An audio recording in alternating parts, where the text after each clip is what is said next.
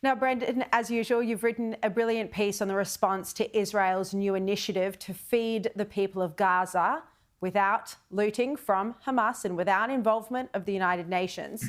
And you write that you would think the activist class would be pleased at this news. Alas, you would be wrong.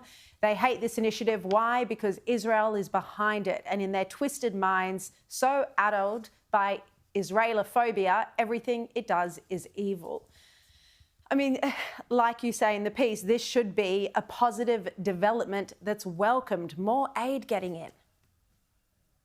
You know, we have seen Israel derangement syndrome on full display over the past 24 hours because Israel is doing something extraordinary, something almost unheard of, which is that it is at war with a neo-fascist militia in Gaza, i.e. Hamas. But at the same time now, it is bringing in tons and tons of food and other essentials to try and assist the civilians of Gaza. That is an extraordinary thing for any nation to do.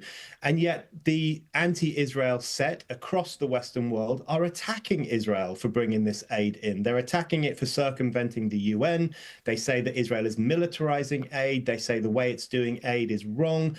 This is just staggering. When Israel enforced a siege on Gaza over the past few months, it was accused of pushing people towards famine, which, by the way, is not true.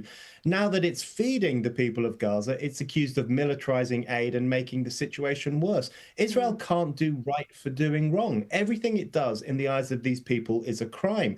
I think it really demonstrates how psychotic Israelophobia has become, where it's just driven by this pure hatred for the Jewish state.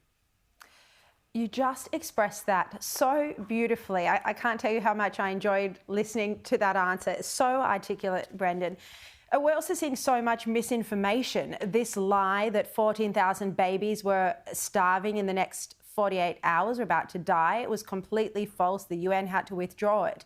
And then we see attacks like in Washington, D.C. last week when two young Israelis, one of them not Jewish, by the way, were killed.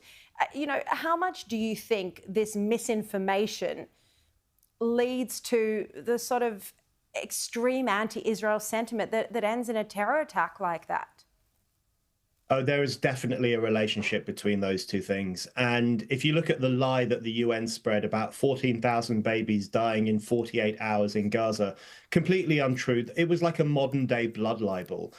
You know, what they were saying is that the Jewish state was just going to sit back and let thousands of innocent children die. It was untrue, and it unleashed the worst anti-Semitism I've seen over the past 18 months. Really horrible stuff about child killing Israel, the demons of Israel, horrendous things. And it's unquestionable to me that that kind of misinformation stirs up anti-Jewish racism and stirs up even the kind of violence that we saw in Washington, D.C. You know, the really shocking thing, Sharri, at the moment is that there is a real famine in Sudan. Tens of thousands of children have died there over the past 2 years from malnutrition and hunger.